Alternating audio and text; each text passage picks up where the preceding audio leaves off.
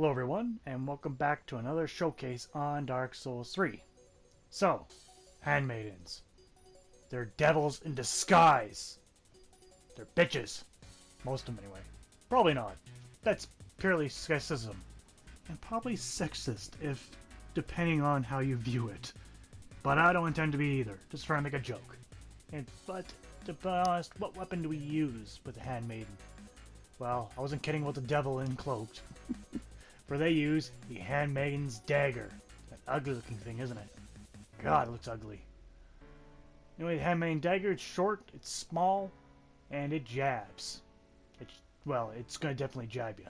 I don't think it can cut you with that kind of broken edge. But anyway, description reads: Dagger used by the handmaids of the profane capital. Each successful attack replenishes a slight amount of FP, which is interesting.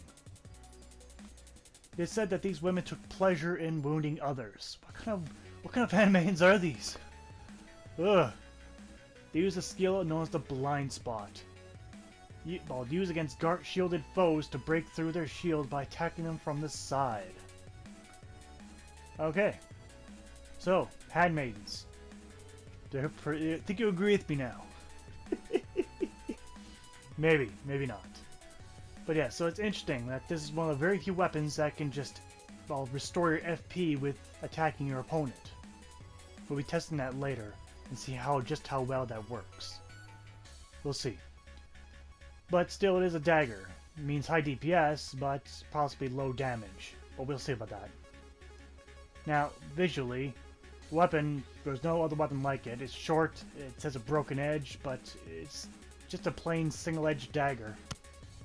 Nothing quite special about it, other than the fact that it's damaged. That's only good for jabbing people and nothing else, because you won't cut them with that edge, at least not very good. But yes, no other weapon in history like, well, it could, but there's too many other ones to qualify. Stat-wise, looking at the Handmaid's Dagger, physical, no surprise, is low. The physical damage is a little bit, quite a bit below average, but the bonus damage is atrocious. Man, it's bad. But there's a reason for it. Moving on to trigger bonus, we can see why. 2Es. We get this halfway through playthrough. So yes, we're only using this weapon for one reason. That sweet FP restore. The trigger requirement, we can see we need 4 strength, which you'll always have. I don't think it's possible to go beneath 5. And after that, you need the 8 dexterity. So, that's alright. Moving on from that, we got the Blind Spot Special, which takes 10 FP to cast. Or use, I should say. It's pretty standard. Should be quick. And the weight of the weapon is 0.5, which is extremely light. You can't get any lighter than that. No other weapon in the game does. So overall, it's what I expected from a dagger. I don't expect a lot of damage, it should make up for it in DPS.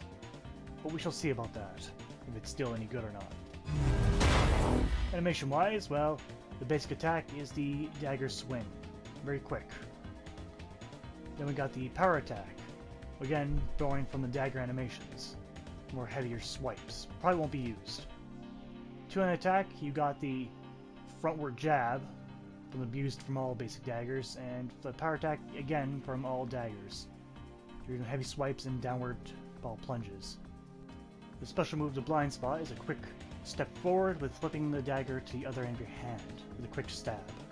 Now, if you equip it in your offhand, it actually gets different moves. You got the Bane block, but then the power attack is a weird swiping, backhand swipes. Weird. And then you get the quick swipe with the sprint. So, going to upgrades, this weapon is upgraded by Titanite shards. Although the upgrade points is very, very low, and the bonus, oh boy, I think this is the worst I've seen. 2 points to the upgrade on the bonus. If you can get worse than that, I don't see why they would even let you upgrade it. It's bad. But nonetheless, I will still upgrade it. Hopefully, maybe one of those attribute bonus will change, but I don't think it'll matter too much if it does. Because sincerely, this is a very small upgrade bonus, but hey, at least we get above 100 damage. In the end, nope, the attribute bonus did not change. You're stuck at E. Oh boy, and the thing is you cannot change that because this weapon cannot be infused, given its nature that it takes FP. No surprise there. So you're stuck at E. Stuck at E. So I'll take a shield for my own protection. But for the most part, I will be guarding a lot and trying to do backstabs. We'll test the FP Consult restoration soon. But for now, we can see the damage is incredibly low, and this guy does not want to cooperate. There we go. So we got 320 backstab damage. And that's pretty much the best damage I'm going to get out of this weapon without equipping some special rings. But this is about the weapon review. Now, let's actually try this now. So let's take a careful look eye on the FP. Okay. You can see go up a sliver. But that's what I was expecting, just slivers. Alright.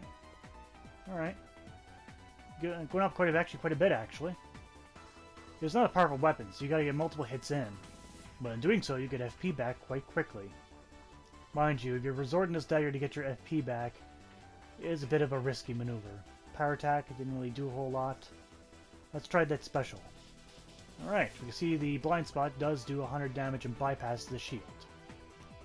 That's always a good bonus in my book. Bypassing shields. You can just use it repeatedly, easily, cause very low FP to use. Which is nice.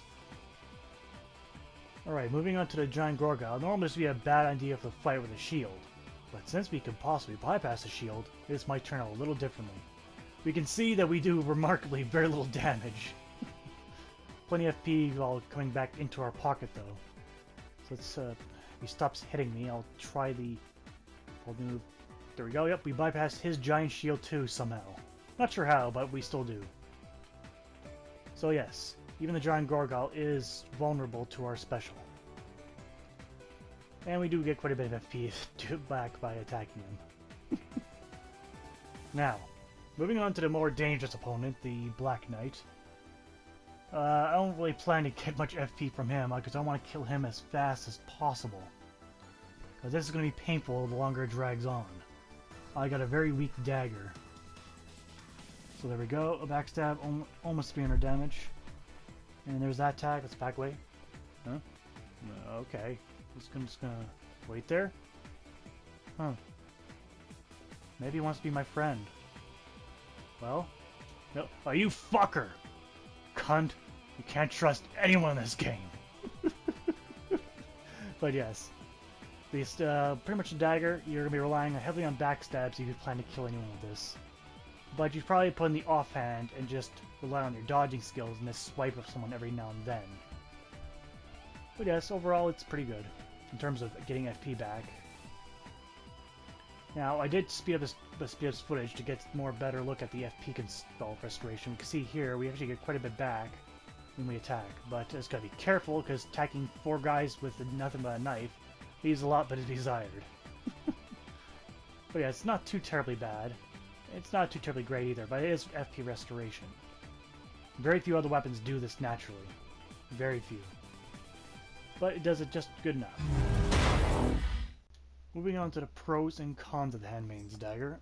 On the pro side, you got the FP restoration. That's very clear and evident. You also have that special used to bypass shields, which is nice.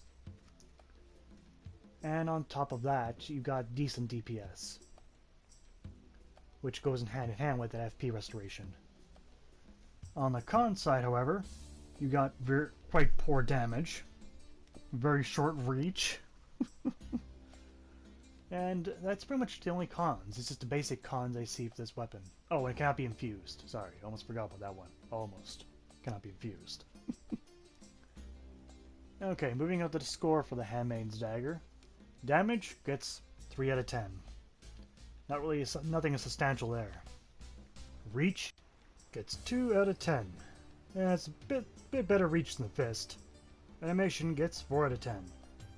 The basic animations for a knife, but in the offhand it does have some unique animations there. And not to mention the special attack is rather uncommon. Bonus though gets 1 out of 10. It's complete crap.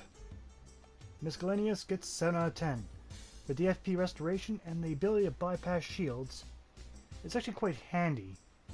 Maybe not so much as, you know, a normal knife would be, but handy for the other reasons a knife would be handy. With all that said though, so in total, the Handmaid's Dagger gets 17 out of 50 points, which is classified as bad, but still useful. So, could be better, could definitely be worse, but at least it's useful. At least that's my opinion. So, in conclusion, these bitches carry sharp knives. Well, pointy ones, I should say.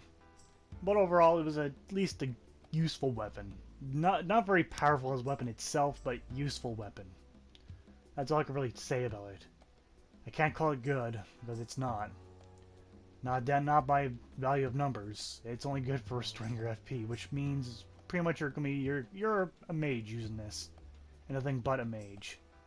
But oh well, that's been Showcase for today. I thank you for watching, and take care out there.